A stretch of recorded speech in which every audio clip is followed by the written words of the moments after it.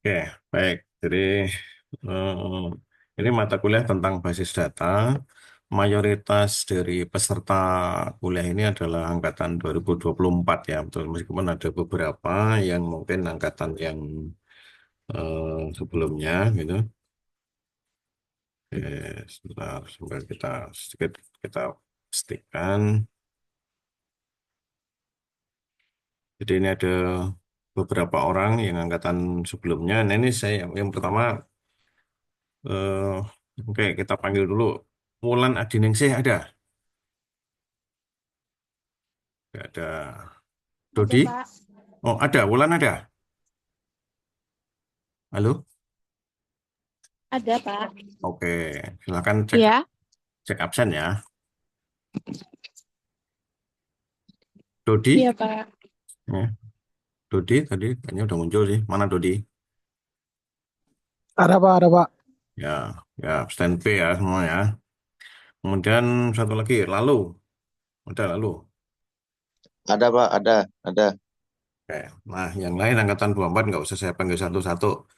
eh, saya percaya kalian bahwa nanti kalian mau melarikan diri itu eh, resiko tanggung sendiri gitu ya. Nah, untuk yang angkatan di atas 19, 20, 23, saya mau memastikan bahwa kalian betul-betul serius ikut kuliah. Eh, serius ikut kuliah itu dibuktikan dengan satu kehadiran baik kelas teori maupun kelas praktikum ya. Kedua, keaktifan kuliah dan keaktifkan keaktifkan mengumpulkan tugas itu wajib bagi kalian yang bertiga. Saya nggak ada terutama untuk yang angkatan atas ini ya. Saya nggak ada toleransi buat kalian mau nggak ngumpulin praktikum, nggak ngumpulin tugas. Saya nggak ada toleransi ya. Pokoknya kalian wajib. Pokoknya nilai kalian mutlak dari sana.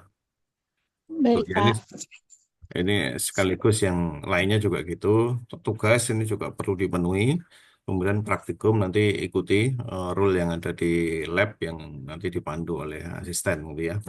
Itu yang tentang ini. Ini karena beberapa kali ini perlu saya sampaikan, saya baru baru kali ini sih ngomong kayak gini ya. Master sebelumnya ya cuma mengingatkan tapi agak kendor gitu. Ya, apa? eh,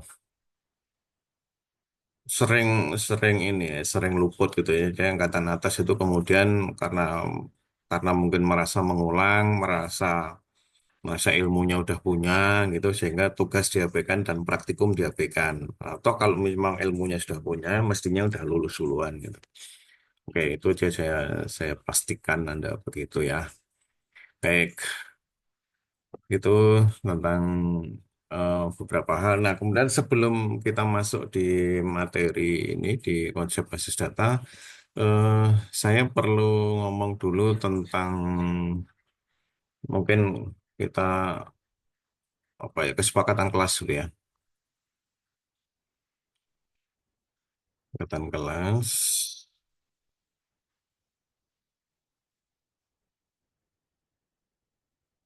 Ini saya buka PowerPoint yang lain.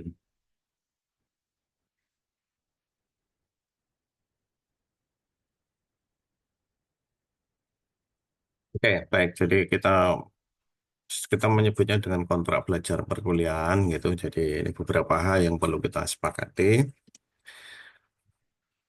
Ini nanti kalau kuliah offline nanti sudah setelah Lebaran mungkin kita berlakukan ini ya. Ya kita ya ya serius ya santai itu.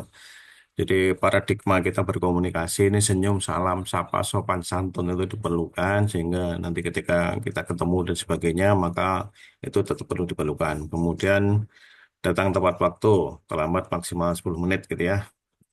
Pakaian syar'i, eh, kemudian nanti tentang komponen nilai itu nanti akan ada RPS yang kita gunakan. RPS-nya kemarin sudah saya edit, sudah saya selesaikan, tapi ternyata agak ada yang meleset. Ini harus saya edit dulu, baru saya perbaiki dulu untuk RPS-nya. Kemudian presensi via portal nanti seperti biasalah. Gitu. Kemudian ini tentang kejujuran ya. Kejujuran itu diutamakan. Nanti ketidakjujuran yang ada di kelas ini bisa berakibat fatal. Akibat fatal, tapi pokoknya Anda ketahuan tidak jujur, maka mudah untuk mengeluarkan nilai E gitu ya. Tapi kalau Anda jujur, maka ya itulah prioritas kita gitu. Oke. Kemudian yang berikutnya masih ini kalau ini perkuliahan offline nanti akan begini, sedangkan nggak sedikit berubah. Barangkali kalau kuliahnya online ya prinsipnya ini Anda siap-siap dengan senyum yang lebar. Hmm. Siap-siap senyum yang lebar, siap on cam jika diperlukan. Kalau kuliah off cam tapi kemudian misalnya tiba-tiba dipanggil kok tidak muncul, ya jangan salahkan nanti kalau absennya saya coret gitu. Prinsipnya itu saja. Sehingga memang betul-betul kita pastikan bahwa yang hadir itu memang hadir. Jadi bukan bukan hadir diwakili dengan akun ya, tapi hadir betul-betul hadir gitu. Kemudian yang lain segera join tepat waktu. Ya ini tadi hari ini tadi masih penyesuaian, oke lah gitu. Dan yang lain-lain relatif sama dia. Dan itu, nah ya mungkin itu. Kemudian nextnya pakaian. Nah ini jangan ragu-ragu ya untuk Anda berpakaian rapi, untuk Anda berpakaian yang benar, yang baik, yang cowok misalnya itu. Nah, ini saya sampaikan awal ya. Saya sampaikan awal artinya nanti kalau misalnya di tengah-tengah kuliah, misalnya ada yang tiba-tiba cowok pakai anting-anting masuk kelas, maka itu bukan anggota kelas kita gitu. Ada yang perhiasan emas, kenapa? Perhiasan emas itu bukan larangan kelas sih, saya nggak melarang perhiasan emas bagi cowok, tapi yang melarang Rasulullah gitu ya. Nah, karena Rasulullah yang melarang, maka kita ikuti. Sehingga ini biarkan emas itu dipakai oleh teman-teman Anda yang perempuan, kita yang cowok tuh pakai yang lain. Tapi bukan berarti kemudian Anda berpakaian yang aneh-aneh, tetap aja pakaian rapi, ya. Pakaian yang ya rapi lah gitu. Jeans sobek, no way. Sandal no way, kaos oblong no way, gitu ya. Ini semua nih jeans sobek, sandal, kaos oblong ini semuanya, baik cowok maupun cewek sama. Yang putri dengan ini pakaian ketat, taruh disimpan, dipakai nanti kalau tidur di kamar, gitu ya. Nah, kalau Anda ke kampus maka gunakan pakaian yang lebih nyaman. Nah, kira-kira style kira-kira begini ya. Nah, lebih begini, ini ada beberapa. Nanti file ini bisa saya share, bisa saya taruh di Classroom nanti untuk panduan.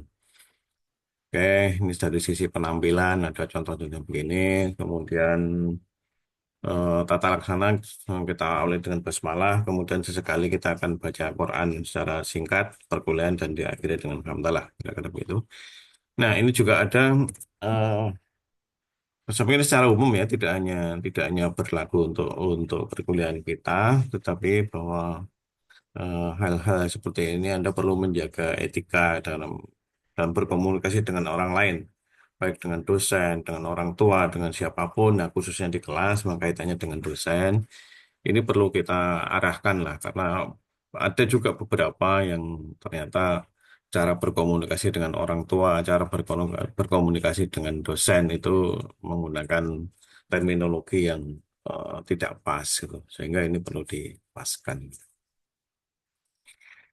Kemudian eh, khusus untuk ke saya, Anda menggunakan WA komunikasi dengan saya, maka pastikan ini gunakan centang biru pada profil Anda. Tampilkan profil Anda juga, baik nama maupun foto Anda tampilkan dengan memang itu adalah menyatakan identitas formal Anda.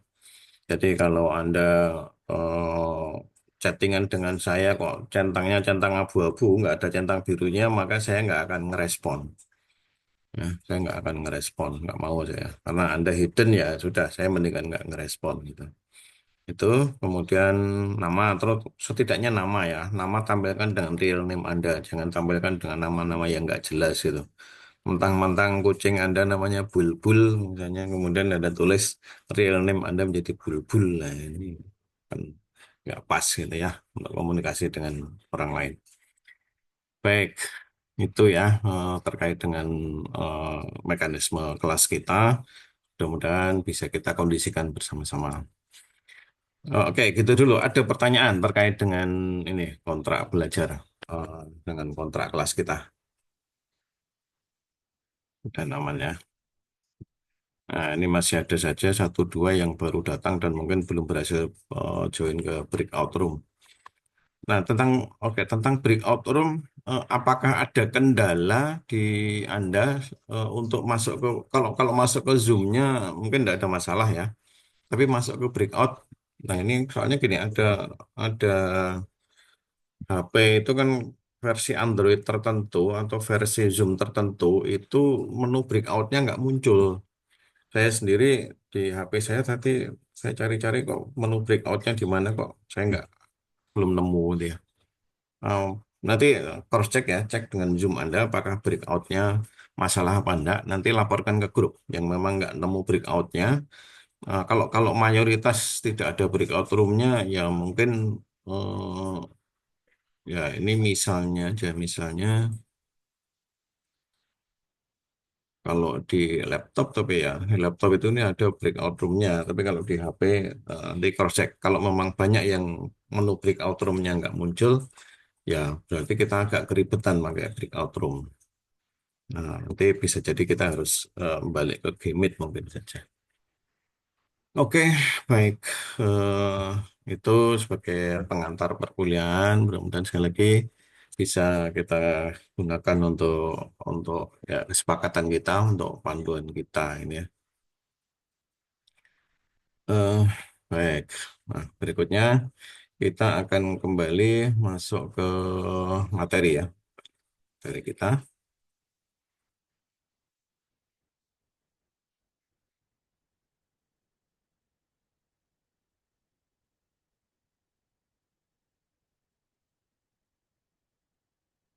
Oke.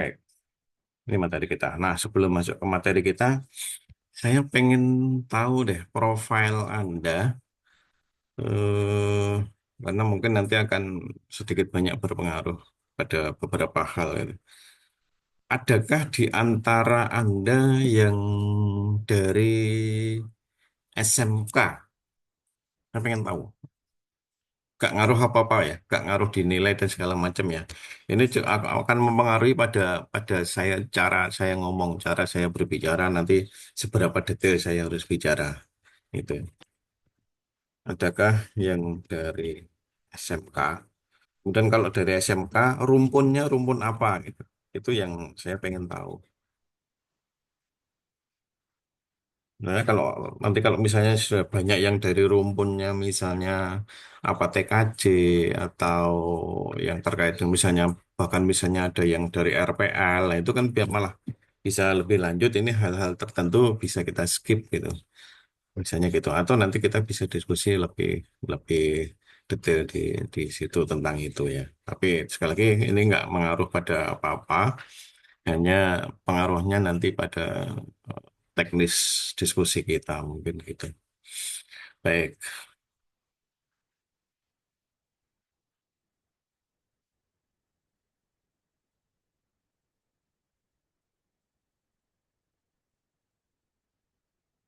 Nah, hmm,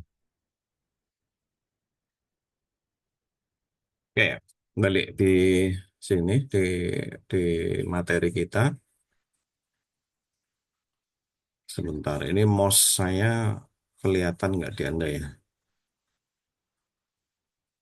Nah, mudah-mudahan kelihatan ya. Oke. Mata kuliah kita, ini saya nulis dua baris ya, sistem basis data dan konsep basis data. Sekarang semester ini kita berada pada fase semester genap itu konsep basis data. Nah, kemudian semester depan itu akan berlanjut pada mata kuliah sistem basis data. Jadi ini dua mata kuliah yang terkait. Bahkan pada beberapa tahun yang lalu itu sebenarnya dua mata kuliah ini satu kesatuan, judulnya basis data saja. Nah, ini sudah 2 tahun atau 3 tahun terakhir, ini Prodi mengubah pola menjadi dipisah menjadi konsep dan sistem. Konsep sebagai dasarnya, kemudian lebih lanjutnya di sistem basis data. Gitu. Nah, ini nanti berkelanjutan. Nah, kenapa begitu? Ini kita merujuk pada panduan kurikulum. Panduan kurikulum yang sebenarnya internasional ya. Internasional di dokumennya adalah dokumen yang dirujuk oleh Prodi ini namanya ES 2020. Jadi kalau Anda mau nih bisa saya share di Classroom juga ini IAS 2020 ya. Ini diterbitkan oleh ini. eh Namanya ACM. Nah, ada kerjasama ada antara ACM, kemudian AIS dan juga ini ISCAP ini.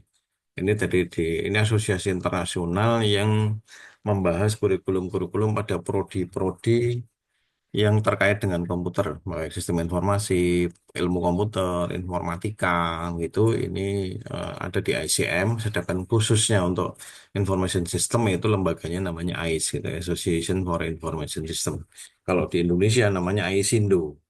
Jadi mereka punya beberapa dokumen yang kita rujuk, sehingga harapannya ini sesuai dengan ketentuan internasional yang ini judul dokumennya ini ya. Kompetensi model for undergraduate program and information system. Jadi ini panduan kurikulum secara internasional untuk prodi information system. Ya, ini ada banyak mata kuliah ada dibahas di dokumen ini. Ya, gitu. Nah, kemudian di dalam dokumen ini nanti kalau mau lihat ini di page 103, ya, 103 di dokumen ini. Perlu saya tunjukkan dokumennya. Oke ya, kita tengok sebentar deh. Tadi sudah saya buka, mudah-mudahan nggak hilang.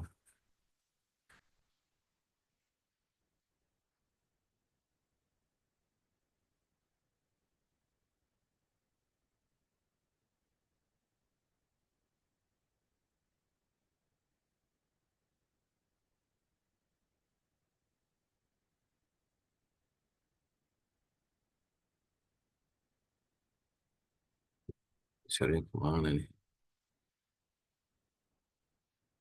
Ah, ditutup. Oke,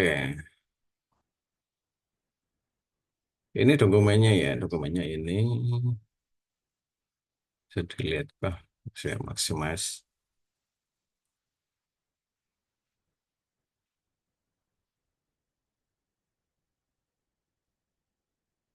Eits. Nah, oke, dokumen judulnya seperti ini, IS 2020, Competence Model, begini-begini. Kemudian kita lompat misalnya ke statistik, pas belum 103 ya. Nah, di sana ada banyak kompetensi, jadi mata kuliah kita ini berada pada kompetensi tentang data dan information.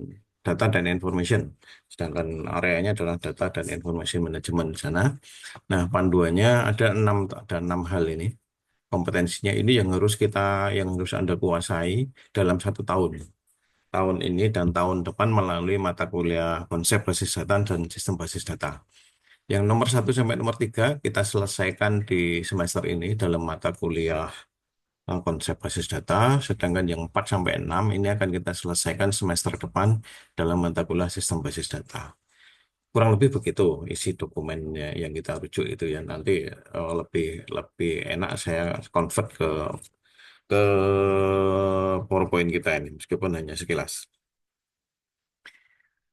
Oke, jadi berikutnya. Jadi kompetensi yang diharapkan atau kemampuan yang diharapkan dari kalian, dari mahasiswa setelah ikut mata kuliah kita, sekali lagi yang semester ini konsep basis data, Anda perlu ini bisa satu, menulis query dengan benar. Apa itu query? Nanti tentu kita akan bahas. Gitu ya. Itu adalah skrip-skrip sederhana yang kita tuliskan di dalam basis data yang kita simpan. Kemudian yang kedua, Anda bisa merancang struktur basis data yang betul, yang baik itu seperti apa. Nomor dua. Sedangkan yang ketiga, nanti terkait dengan basis data, Anda perlu bisa belajar pemrograman basis data, khususnya pada apa namanya function dan trigger. Ini adalah fitur-fitur khusus yang ada di dalam database, dalam basis data. Ini yang perlu Anda perhatikan. Jadi cuma tiga pengetahuan saja semester ini yang dibutuhkan untuk Anda menguasai mata kuliah kita. Ini ya. Kalau tiga hal ini Anda sudah kuasai, ya Anda mestinya Anda lulus dapat A gitu. Nah, kalau nggak dapat A, artinya ada minimal salah satu dari satu, dua, tiga ini yang mungkin knowledge Anda atau pengetahuan Anda mungkin perlu diperbaiki. Jadi begitu. Oke, next. Nah, ini penulisan yang lain saja ya. Kemudian yang berikutnya, eh, konten praktikum nanti isinya adalah kita belajar ya jelas basic tentang basis data. Kemudian Anda perlu bisa nulis SQL. Nah, ini secara metode belajar ini akan kita kombinasi antara kelas kita di kelas teori dengan saya dan juga nanti kelas praktikum yang akan dipandu di lab nanti. Nanti ada tim asisten yang akan membantu memandu untuk praktikumnya. Seperti biasa kalau praktikum gitu ya. Nah, prinsipnya nanti kita belajar SQL yang sama. Nah, di teori kita perdalam, di praktikum Anda praktekkan. Seperti kita. Oke, eh, next. Kemudian, nah ini lebih detailnya tentang query. Nanti ini saya screenshot aja ya dari dokumen yang tadi bahwa untuk kompetensi satu tentang query ini Anda perlu komponennya adalah elemennya adalah kita belajar tentang relasi, nanti beberapa istilah. Ini kemudian ini dari sisi ini istilah ya, istilah-istilah ini perlu Anda kuasai sehingga Anda diharapkan Anda dapat mengaplikasikan, Anda dapat menerapkan istilah-istilah ini di dalam Anda berkehidupan sebagai mahasiswa sistem informasi ini ya. Jadi ini ada tabel, ada row itu baris, ini kolom, ada key. Ini Anda perlu perlu Anda tertanam pada benak Anda sehingga nanti kalau Anda ditanya row itu apa, ditanya kolom itu apa, maka itu dipastikan Anda bisa menjawab gitu. Jadi jangan sampai sudah lulus mata kuliah ini, tetapi kok Anda row masih bingung, kolom masih bingung, ya ini berarti gagal gitu. Kira-kira gitu. Nah, kemudian yang lain nanti adalah tentang beberapa perintah SQL ya, SQL statement ya. SQL statement ini perintah utamanya adalah perintah select sebenarnya. Nanti akan dibahas. Kita bahas lebih detail. Jadi selama sampai sampai UTS itu nanti sebenarnya yang kita bahas hanya ini saja nih. Satu perintah aja select gitu. Tapi variannya nanti banyak. Oke. Nah, kemudian harapannya dari belajar ini, maka Anda bisa meng-create, Anda bisa membuat basis data, Anda bisa apa namanya, itu menuliskan perintah dengan benar, ya. Sehingga hasilnya seperti yang diharapkan. Gitu ya. Jadi sileknya jangan salah lagi. Sekarang Anda belum paham silek, ya enggak apa-apa, ya memang kita sedang belajar gitu kan, sedang mau belajar. Nah nanti hasil dari belajar itu, maka Anda diwajibkan untuk bisa menuliskan perintah select itu dengan benar. Gitu. Oke, next. Kemudian yang berikutnya, kompetensi yang berikutnya yang kedua adalah desain relational database. Nah, Anda diharapkan nanti dapat merancang struktur basis data dengan benar. Komponen knowledge atau komponen pengetahuan yang dibutuhkan ada istilah lagi namanya ada integrity, ada entity, referensial, constraint. Ini perlu dipahami. Kalau di sini apply itu berarti Anda betul-betul pahami itu artinya Anda bisa setidaknya menjelaskan. Kalau ditanya tentang itu Anda bisa menjelaskan, gitu ya, setidaknya gitu. Kemudian berikutnya nanti Anda akan ketemu dengan istilah ini, ada anomali, ada functional dependency, ada normalisasi, ada bentuk normal, ada konversi ke bentuk BCNF. Nah, ini Anda tidak cukup dengan pemahaman, tetapi Anda dapat ini mengevaluasi. Jadi sebuah database, sebuah tabel, itu Anda perlu bisa menentukan. Sebenarnya ini termasuk termasuk basis data yang ada anomalinya apa enggak. Tabel itu punya functional dependency atau enggak, normalisasinya bagaimana. Ini yang perlu diperhatikan nanti ya. Nah, kemudian yang berikutnya, komponen yang lain adalah bahwa kita nanti akan belajar pada ini apa ya, ini struktur arsitektur data itu 3 level nanti ada konseptual, logical, dan physical. Ini nanti ada istilahnya. Nanti ini juga akan kita pelajari. Nah, sehingga nanti ini sebenarnya terkait dengan mata kuliah algoritma ya, yang ini. Anda sudah ikut mata kuliah algoritma kan, algoritma pemrograman. Nah, ini nanti terkait dengan struktur data, dengan tipe data dan sebagainya itu ada di sini. Lalu begitu.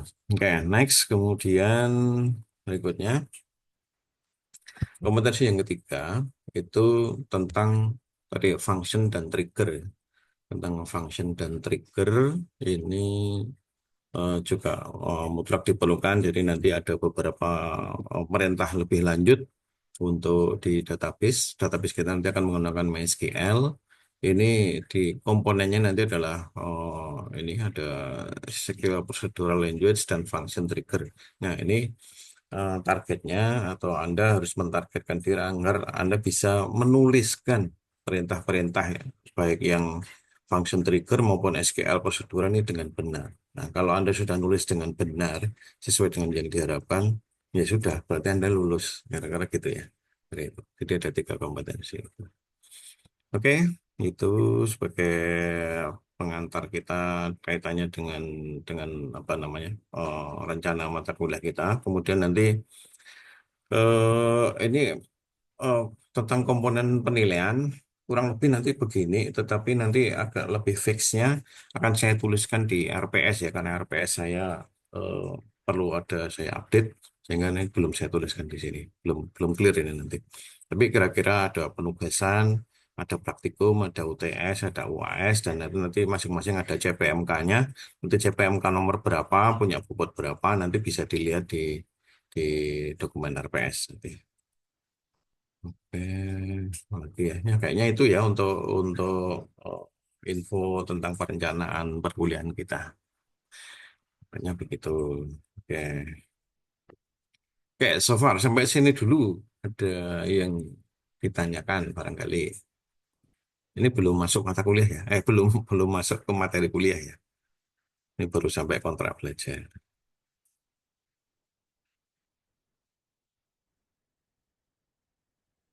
Oke. Sambil mungkin kalau ada pertanyaan silahkan.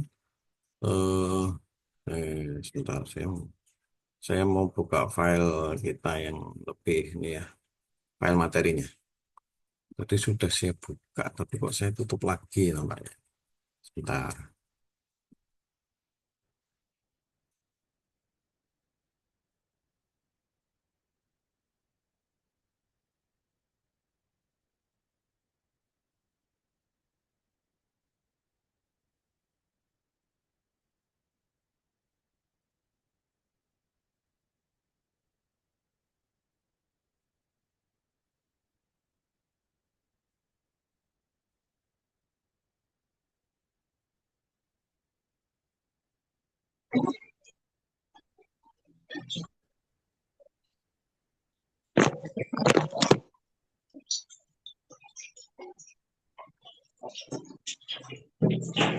Oh, sebenarnya saya buka sedikit tentang RPS-nya, meskipun nanti masih ada perbaikannya.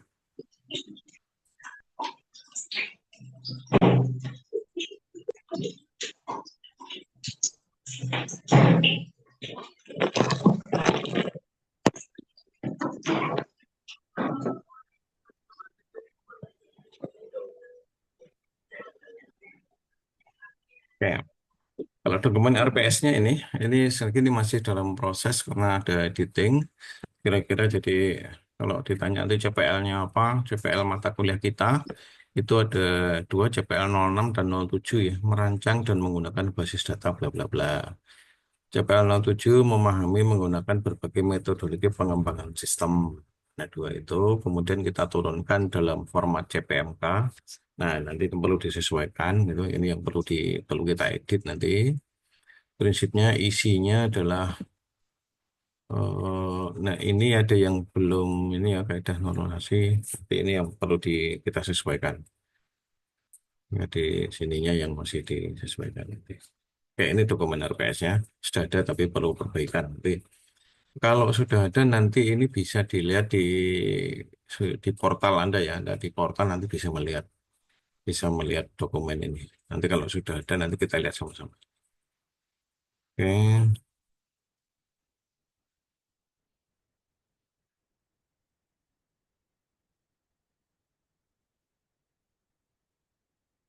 Sambil cross check nih ya, sambil cross check. Ini yang belum absen siapa saja? Sudah semua kah? Masih ada beberapa yang merah ya, yang maksudnya belum ngantri absen. Masih ada satu, dua, tiga, empat, lima, enam, tujuh, delapan, sembilan, sepuluh, sebelas. So, ada 11 orang yang belum absen. Oke, baik. Nah, masuk ke materi sekarang. Kita slot waktu sampai jam berapa sih?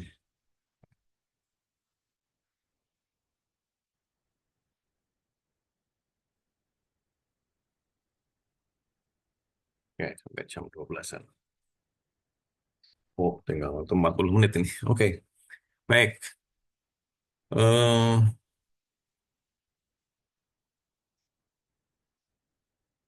sebentar ini kenapa pindah ke WPS?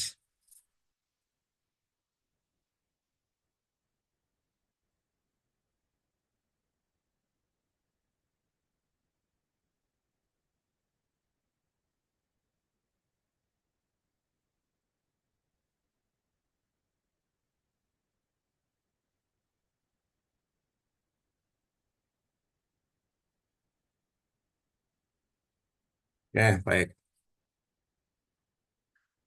PowerPoint saya masih bisa dilihat dengan baik. Masih, Pak. Bisa, Pak. Oke, soalnya saya pindah-pindah aplikasi ya. Jadi saya perlu cross check memastikan. Oke, ini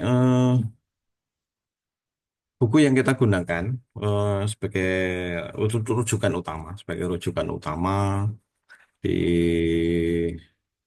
perkuliahan kita ini judulnya ini Database System Practical Approach Design Implementation dan Manajemen, tulisannya Thomas M. Connolly dan Caroline E. Beck. Ini ada dua orang ini.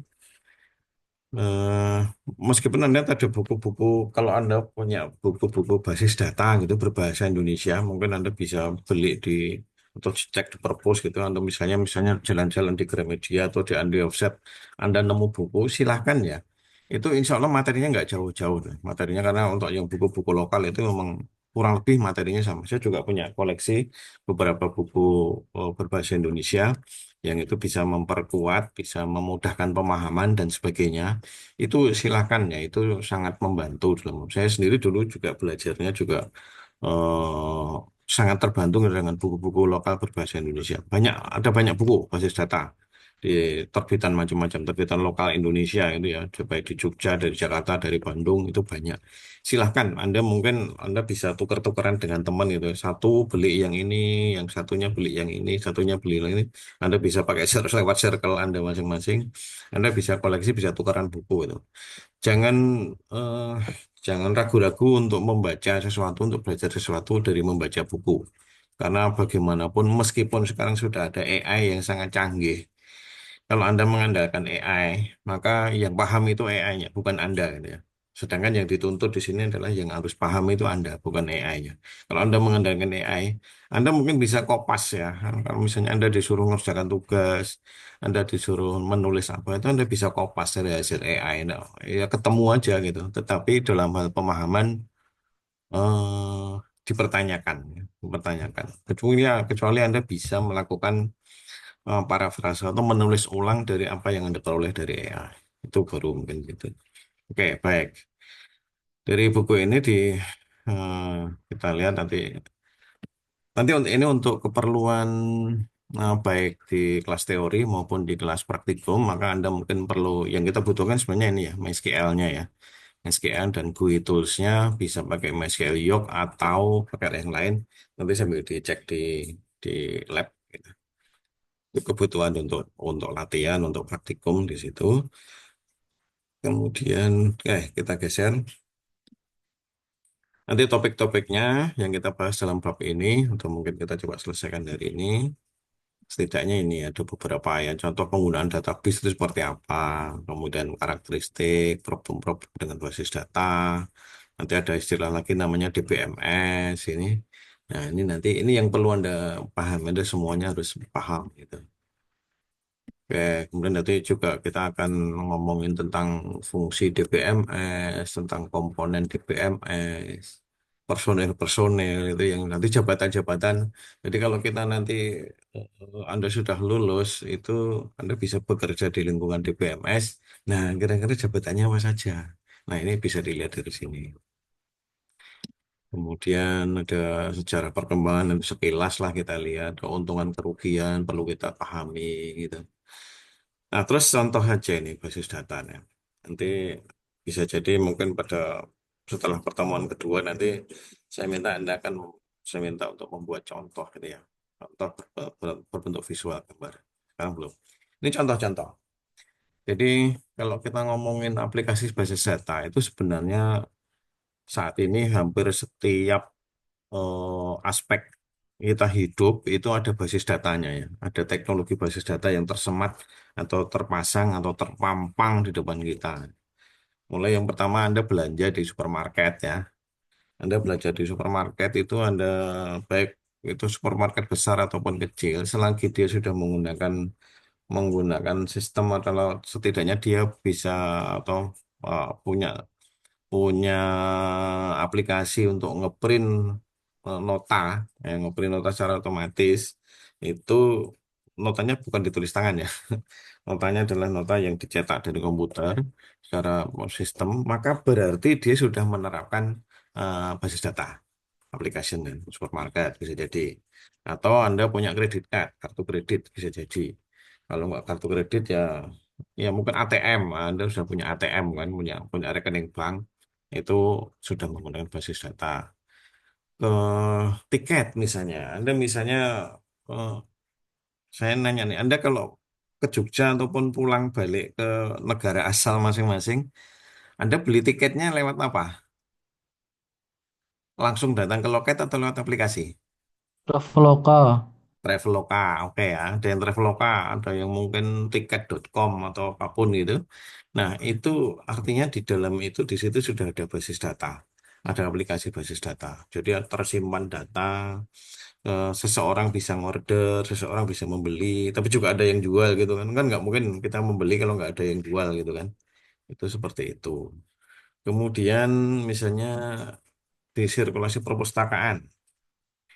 Sirkulasi perpustakaan, oke misalnya saya contohkan ya. Anda sudah pernah, siapa yang belum pernah masuk ke perpustakaan Wadi? Eh, ada websitenya perpustakaan, nanti Anda cek ya. Di sini ada OPAC. Nanti saya contohkan OPAC, Online Public Access Catalog OPAC. Kita bisa searching, misalnya buku basis data. Kita cari, ada nggak sih perpus kita tuh punya buku basis data gitu. Nah, oh ternyata ada. Nah, ada buku ini, oh ada yang ditulis oleh Fatansa, penerbitnya Informatika 2015, dan seterusnya. Ini baik yang buku baru maupun buku yang lama. Kebanyakan bukunya buku-buku lama nih, kayaknya 2007 ini. Wah ini jadi ketahuan nih perlu diupdate bukunya gitu ya. Contohnya nanti misalnya, ya kita ambil yang paling atas misalnya.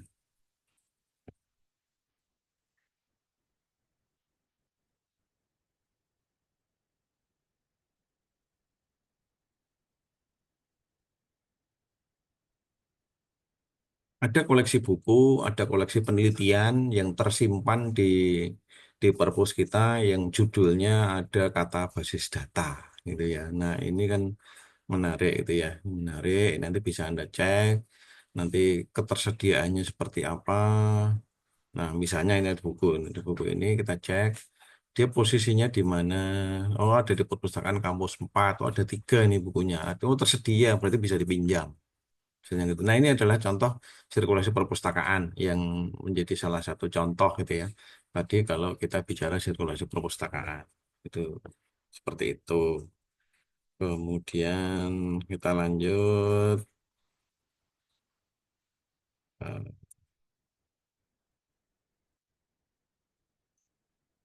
ke pengelolaan nasabah bank, nasabah asuransi, ada rental gitu, rental-rental. Kalau dulu ada rental VCD, tapi sekarang nggak ada lagi ya rental VCD itu. eh Mungkin ada warnet gitu, penyewaan internet atau Anda pakai kuota internet gitu kalau sekarang seperti itu. Kemudian, nah sistem informasi akademik, Anda punya portal kan, Anda ngisi KRS, Anda bisa melihat data-data Anda. Contohnya ini kalau kita buka portal kita ini portal, ini kalau saya login ke portal ya, saya login ke portal, muncul ya ini layar portal Anda ya, portal saya di layar Anda ya. Ini contoh, ini pesertanya ada ini nih. Peserta mata kuliah konsep basis data untuk kelas A. Itu pesertanya ini siapa yang sudah absen, siapa yang belum, itu bisa dipantau, kelihatan. Apa ini? Waduh, ketemu dengan kuesioner ya. Nah, ini kuesionernya juga contoh ya. Kuesioner ini contoh bahwa UAD itu menyelenggarakan penilaian tadi oleh siapapun, baik dosen maupun mahasiswa, itu nanti diminta untuk mengentry memberikan penilaian terhadap sistem-sistem yang ada di universitas. Nah, ini juga akan terekam dan ini akan nanti data-data hasil hasil penilaian Anda ini akan dimanfaatkan untuk perbaikan sistem dan sebagainya, gitu ya. Gitu. Oke, itu contoh yang sistem informasi akademik tadi. Jadi dosen dan mahasiswa sama-sama bisa login, tapi menunya berbeda. Oke. Nah, nanti tentang pendekatan teknologi DBMS-nya, ada dua pendekatan. Yang pertama, pendekatan tradisional dan pendekatan yang tentang teknologi baru. Nanti kita kita tengok. Eh, Pendekatan tradisional itu ya kalau yang sangat tradisional ya namanya berarti nggak pakai basis data. Berarti cuma pakai oret-oretan sepanjang masih pakai nulis kertas. Jadi misalnya Anda di rumah punya apa ya toko gitu ya, punya warung kelontong misalnya, punya warung. Dan Anda melakukan proses penjualan, tapi transaksinya mungkin tidak pernah dicatat atau Anda catat pakai kertas gitu. Nah, ini bukan bukan ini yang dimaksud ya. Kalau ini sudah menggunakan teknologi, tapi teknologinya format yang lama. Ini yang di sini. Sedangkan kalau yang itu tadi yang pakai kertas berbasis kertas itu artinya memang belum menggunakan teknologi. Beda ya. Itu yang very very traditional approach gitu. Sedangkan yang tradisional yang di sini dimaksud sudah menggunakan teknologi tapi teknologi yang lawas gitu. Oke. Nah, yang tradisional begini. eh, Pendekatannya atau atau cara saya jelaskannya begini. Jadi kalau kita menggunakan pendekatan tradisional itu sudah menggunakan teknologi, tetapi di dalamnya ada banyak kumpulan program aplikasi yang terpisah gitu ya, yang berbeda-beda, masing-masing berdiri sendiri. Ya, masing-masing program. Jadi ada banyak program, banyak aplikasi, tetapi berdiri sendiri. Contohnya begini, misalnya eh, apa ya? Anda kan punya ATM, Anda punya mungkin mobile banking. Tapi kalau bisa jadi kalau yang rumahnya Jogja dekat-dekat dengan kampus itu ada juga beberapa mahasiswa itu karena memang tidak ada kebutuhan itu ternyata nggak punya rekening bank gitu ya. Itu ada juga. Saya nggak tahu di kelas ini ada nggak. Kemarin yang tahun kapan kemarin saya cek siapa yang nggak punya rekening bank ternyata ada kan. Loh, terus nanti kalau misalnya orang tua ngasih sangu gimana? Ya gampang Pak, tinggal saya ngomong Bu minta uang saku gitu. Gitu aja langsung dikasih uang cash gitu. Ada yang begitu karena mau rumahnya deket sama kampus, jadi dia nggak butuh transfer dari orang tuanya. Gitu. Tapi kalau Anda yang berjauhan dari orang tua, ini kan hampir Anda pasti punya rekening bank saat ini ya. Nah, misalnya rekening bank ada sendiri. Kemudian ketika bayar SPP kan lain lagi ceritanya gitu kan. Nah, ini tidak ada terkait. Nah, ini artinya terpisah gitu. Tapi beda kalau nanti misalnya saat ini kan Anda bisa melakukan pembayaran SPP lewat rekening Anda gitu kan. Jadi kalau Anda menggunakan apa ya BPD misalnya, BPD DIY atau BRI, itu Anda bisa bayar SPP lewat aplikasi mobile mereka gitu. Nah, ini kan artinya sudah pendekatannya sudah berbeda, sudah tidak tradisional lagi. Kalau yang tadi terpisah, bank sendiri, kemudian portal sendiri.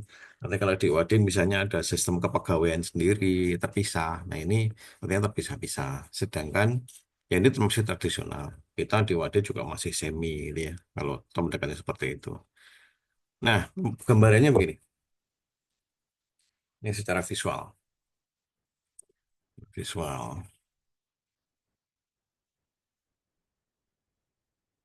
eh Andaikan ini basis data atau sistem pengelolaan data sebuah perusahaan ya. Sebuah perusahaan itu dia punya departemen ini penjualan, sales. Dan juga dia punya departemen kontrak. Kontrak itu apa ya? Kontrak itu ya di sekretariatnya atau mungkin di bagian legal, bagian-bagian yang ngurusi dokumen kontrak, bagian bagian dokumen yang ngurusi dokumen-dokumen resmi perusahaan gitu. Nah, misalnya jadi dua buah aplikasi ini masih ini aplikasi sendiri, dia punya menu sendiri, punya fitur sendiri, punya file sendiri, punya database terpisah sendiri.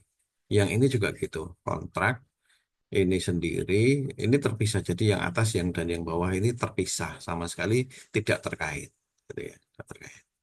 Bedanya apa emang kalau yang tidak tradisional, yang tidak tradisional bentuknya begini. Gambarnya berbeda. Saya lompat.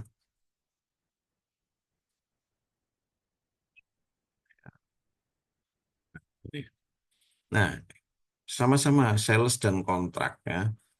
Menunya berbeda, ya, menunya berbeda, data entry-nya berbeda, tetapi di balik layarnya database-nya satu nih. Ya, database-nya satu. DBMS-nya ada yang namanya di sini DBMS, kemudian di belakangnya adalah data-data yang tersimpan. Nah, itu bedanya. Ini yang modern. Nah, yang modern begini, sedangkan yang saya sebut dengan tradisional, sekali lagi tradisional itu bukan yang pakai kertas ya.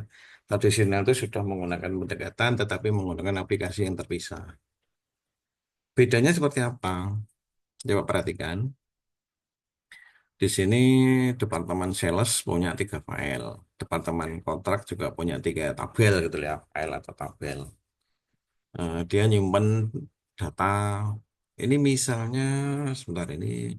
Oh, ini contohnya ini adalah perusahaan ini. Perusahaan ini sebutnya dengan Dream Home. Eh, adakah di antara Anda yang mencari kos itu menggunakan lewat aplikasi semacam Mami Kos itu ada nggak? Ada, Pak. Ada ya. Coba aja. Coba saja yang pakai Mami Kos gitu. Satu tadi si siapa tadi? Rito tadi ya. Iya, Pak. Ada lagi selain Rito yang pakai aplikasi Mami Kos waktu nyari kos?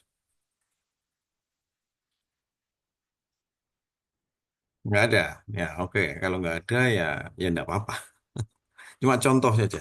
Jadi nanti tabel-tabel yang akan saya tunjukkan, akan saya gunakan adalah semacam aplikasi semacam itu, Amigos gitu ya. Jadi ini perusahaan yang menyewakan bangunan, menyewakan kamar gitu lah, sehingga dia mempunyai tabel properti for rent. Jadi adalah rumah yang disewakan atau kamar yang disewakan.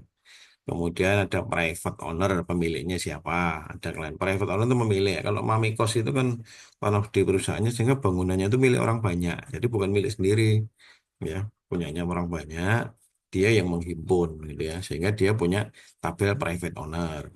Kemudian klien itu berarti orang yang mau menyewa gitu ya. Nah, ini salesnya nyimpen ini 3 file misalnya gitu ya. Kemudian bagian dokumen, bagian kontrak, dia menyimpan 3 file juga nih. List itu berarti penyewaannya, properti foreign ini sama dengan ini, properti foreign sama dengan di atas, klien sama juga dengan yang di atas. Nah, ini ada dua tabel yang sama, properti foreign dan klien. Ini properti foreign dan klien. Bedanya di sini dia nyimpen private owner, di sini dia nyimpen list atau penyewaannya, transaksinya. Nah, itu sehingga ini disimpan terpisah, ada 2 file sama yang disimpan di sini dan di sini. Nah, antara ini dengan ini, file ini dengan ini, sekali lagi filenya pokoknya nyimpan sendiri-sendiri sehingga kalau ada update baru, ada data baru ya di sini harus di-entry, di sini harus di-entry sehingga kerjaannya jadi double. Kalau ada perubahan data ya di sini harus diubah, di sini harus diubah dan seterusnya. Prinsipnya dua buah aplikasi itu jalan sendiri-sendiri, mempunyai database sendiri, ada operatornya terpisah, database-nya nggak nyambung, kira-kira gitu ya. Oke, itu pendekatan namanya ini file based processing. Ini kalau kita ke depan tadi ini pendekatannya adalah pendekatan tradisional. Gitu. Oke, itu yang tradisional. Nah, saya lompat dulu ke gambar yang biru tadi ya. Ini di Jogja sudah ada. Ini kita lanjutkan dulu ya, karena waktu kita. Nah, sedangkan yang baru, pendekatan yang baru, ini seperti ini. Apa sih bedanya gitu? Bedanya di sini aja tadi. Oh, ini tadi pisah-pisah, sedangkan ini menyatu. Kalau tadi masing-masing mau nyimpen file, ini nyimpen file 3, ini nyimpen file 3. Nah, karena di sini sudah menyatu, sehingga masing-masing dua file yang kembar itu bisa disimpan cukup sekali nyimpennya, tapi bisa diakses oleh dua-duanya.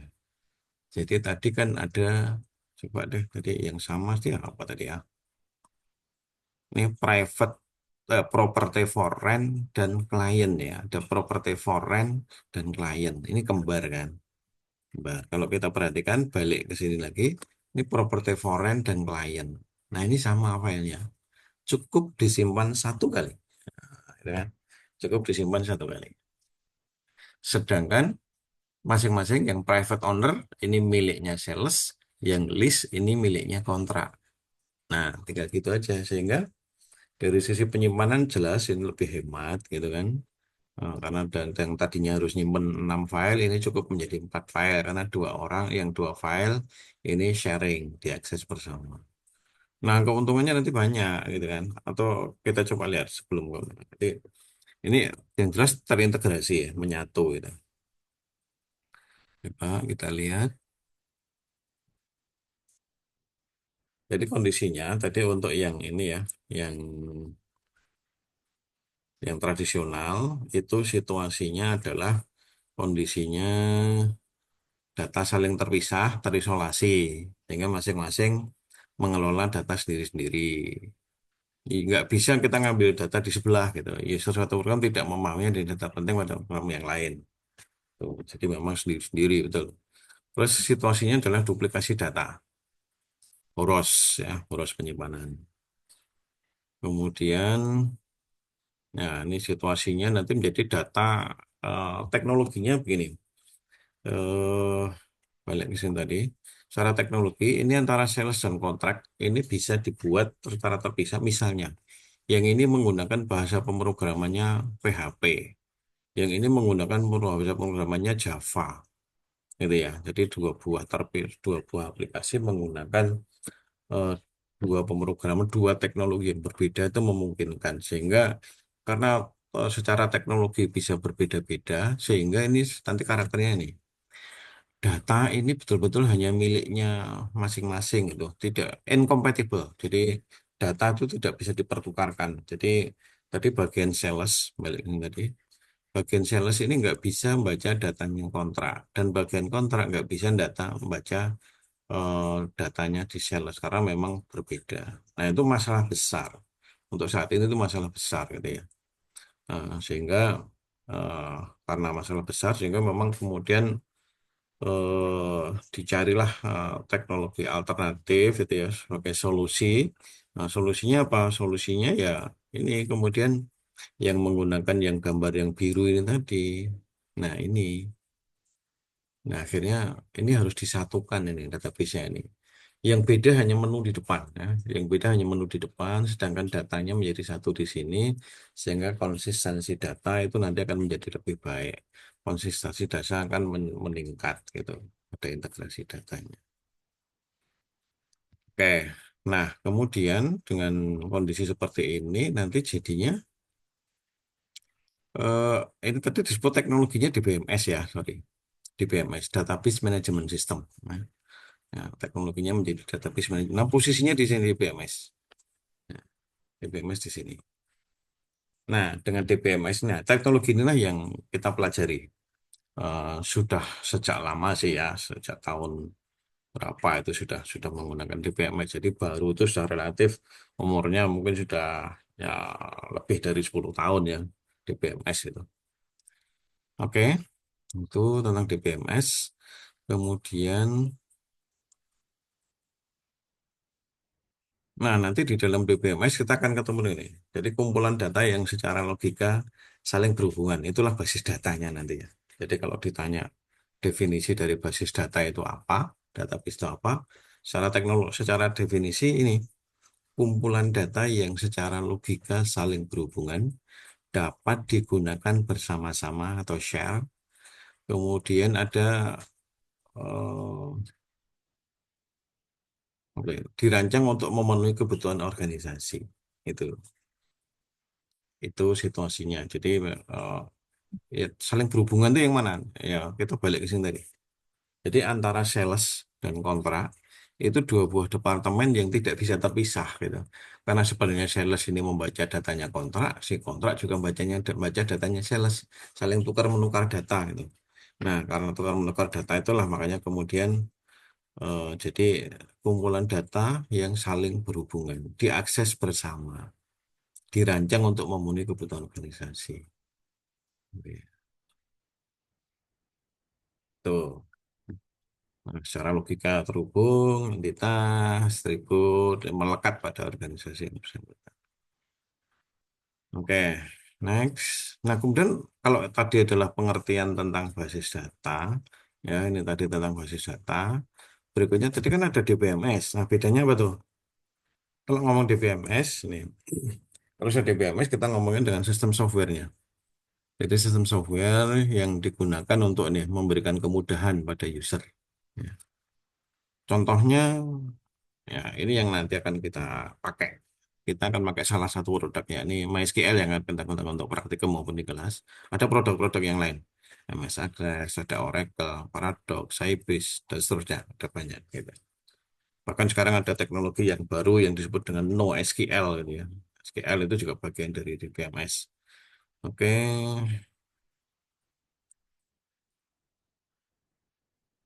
juga ada yang memberi pengertian begini bahwa yang namanya aplikasi program database itu adalah program komputer yang berinteraksi ke database dengan cara mengirimkan request perintah berbentuk SQL ke DBMS. Ini secara definisi, teman-teman. Jadi nanti ada DBMS-nya, ada perintahnya, ada datanya, gitu.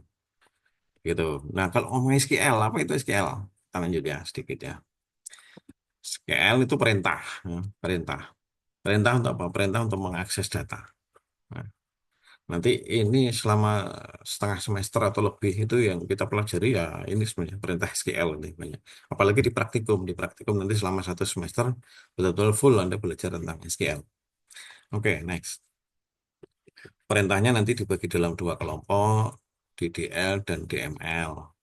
DDL itu untuk membuat, mendefinisikan datanya, sedangkan DML itu untuk memanfaatkan datanya. Jadi di sini yang kita create, kita mungkin perlu dihapus ya dihapus, delete dan sebagainya. Kita mengatur membuat datanya dari DDS. Sedangkan kalau datanya sudah ada, mau kita manipulasi, mau kita manfaatkan, itu kelompok perintahnya disebut dengan DML. Gitu. Oke.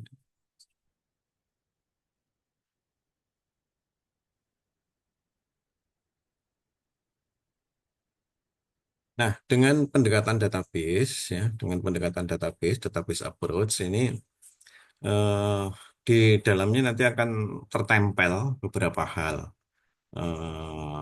Jadi di dalamnya ada akses database yang di dalamnya ada security, ada keamanan datanya, ada integritas sistem, gitu ya.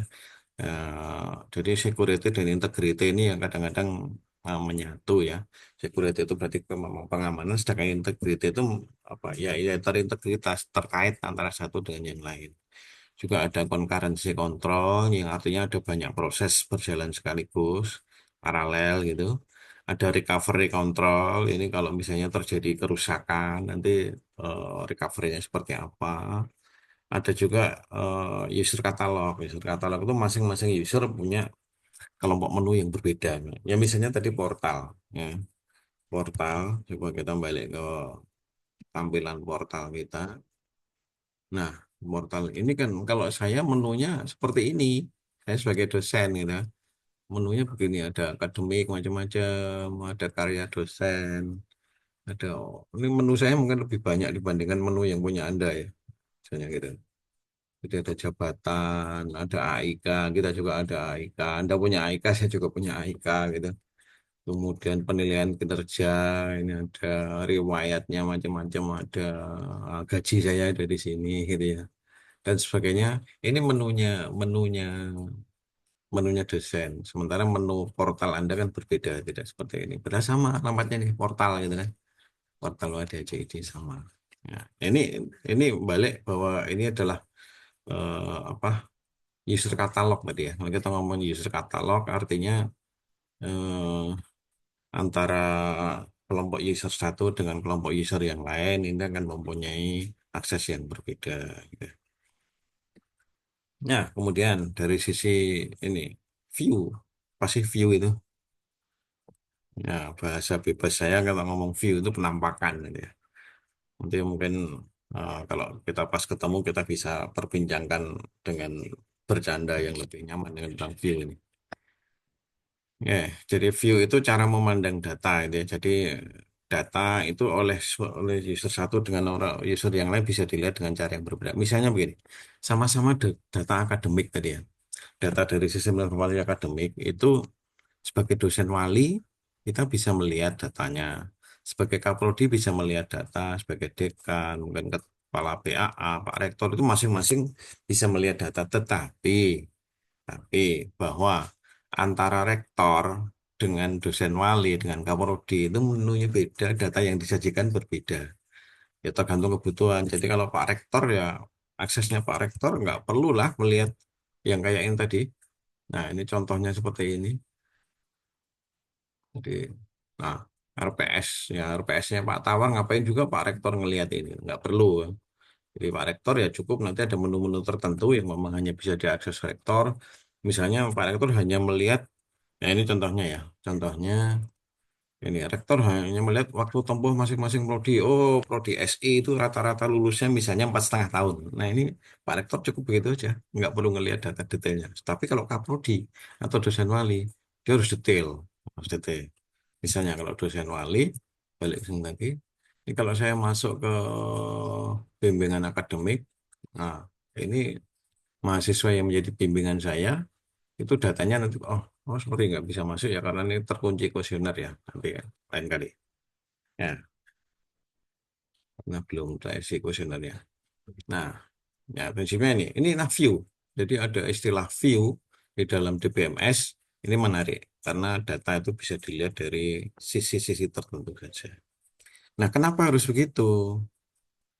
Ya, manfaatnya, kenapa harus view? Ini memperkecil kompleksitas. Jadi kita nggak ngelihat data itu semua gitu.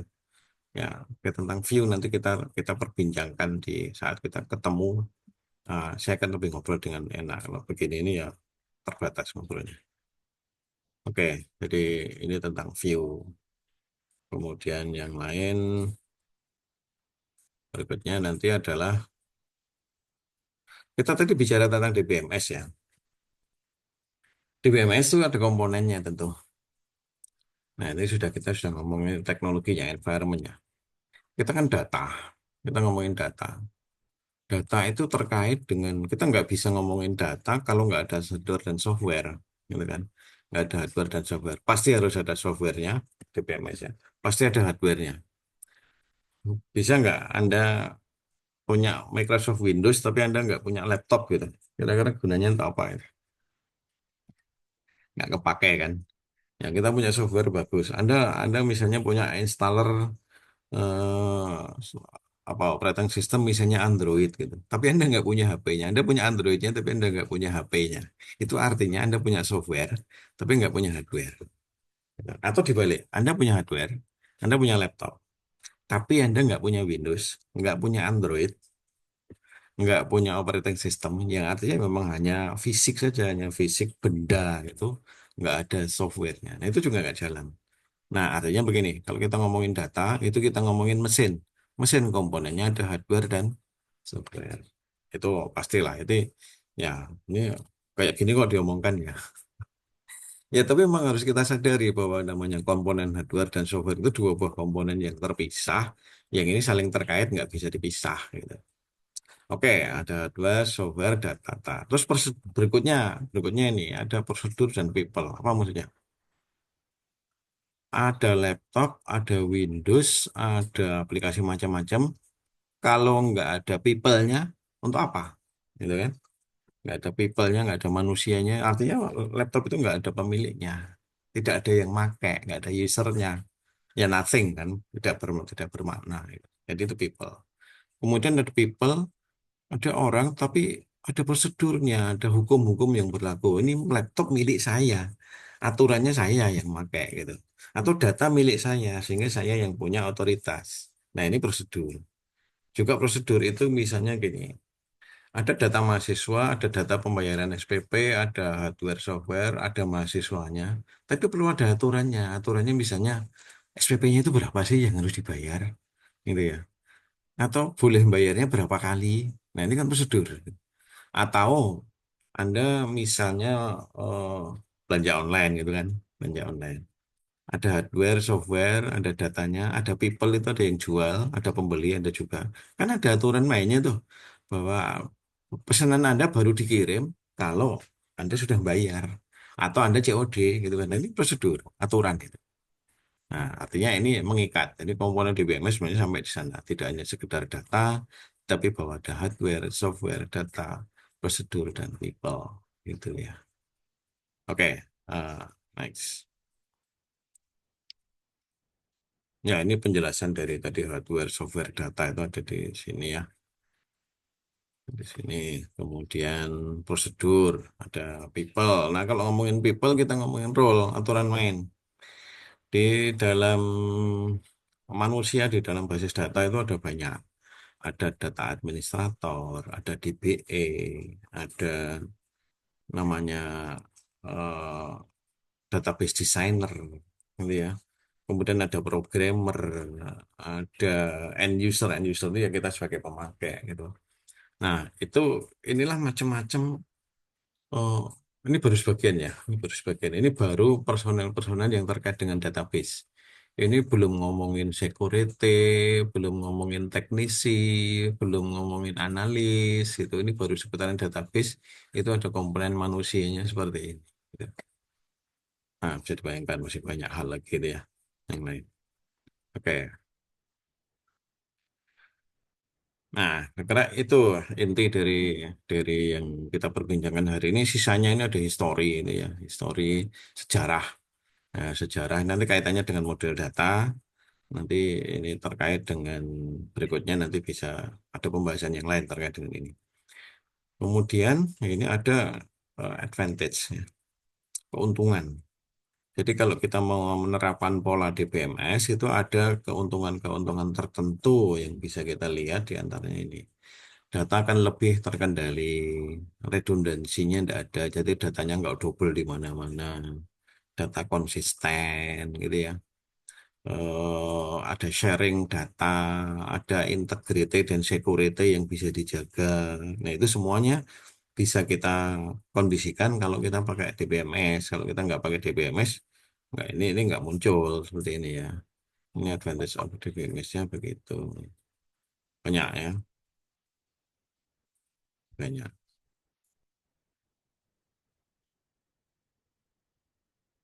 Nah, selain advantage juga tentu ada disadvantage. Disadvantage itu apa? Kalau mau, ya kalau secara makna, disadvantage itu kerugian gitu. Tapi saya kok tidak sepakat kalau itu disebut dengan kerugian. Yang pas mungkin konsekuensi gitu ya.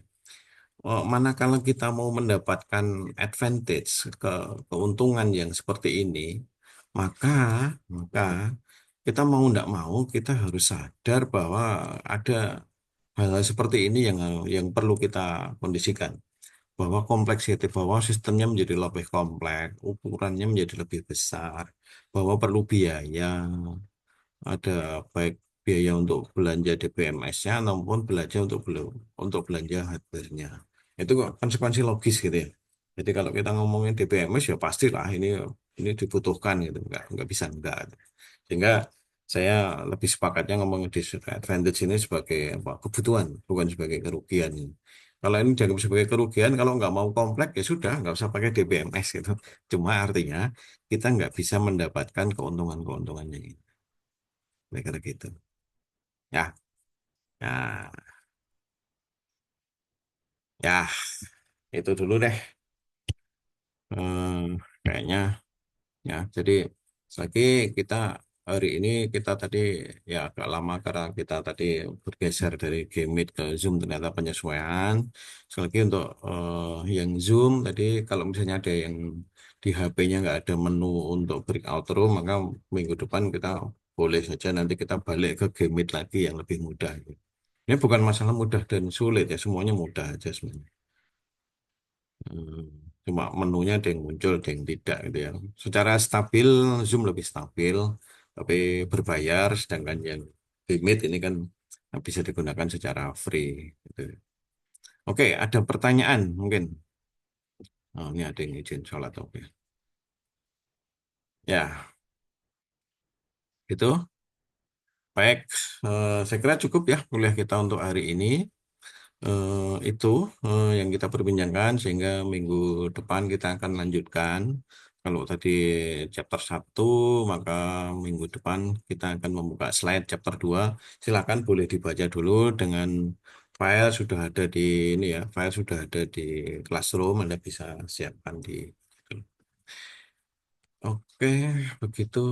Ada pertanyaan sebelum kita tutup? Nggak ada? Baik, makasih. Baik, kalau gitu. Kita akhiri kuliah kita untuk hari ini. Sejauh ini partisipan yang hadir ada 39 orang ya. Nanti eh, kita lihat semuanya. Baik. Oke, gitu kita akhiri kuliah kita pada siang hari ini dengan baca alhamdulillah. Alhamdulillah. Alhamdulillah. Alhamdulillah. Alhamdulillah. Baik. Saya akhiri ya. Assalamualaikum warahmatullahi wabarakatuh. Waalaikumsalam Waalaikumsalam warahmatullahi warahmatullahi wabarakatuh. wabarakatuh. Terima kasih, Pak. Ya. Terima kasih, Pak. Terima kasih, Pak. Makasih Pak, makasih Pak. Terima kasih, Pak. Sama-sama.